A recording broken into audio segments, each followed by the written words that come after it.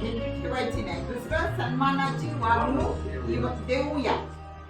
म्हणजे त्यांना सन्मान द्यायचा, त्याला असं वाटू देऊ नाही की बाबा मला असं आजार आहे म्हणून लोक माझ्याशी घृणा करायचे, माझ्याशी बरोबर वागण्यात झाले, मला बरोबर बोलण्यात झाले, अशी त्याच्या मनामध्ये असं झालं नाही पाहिजे त्याची. तर हे आपण सर्व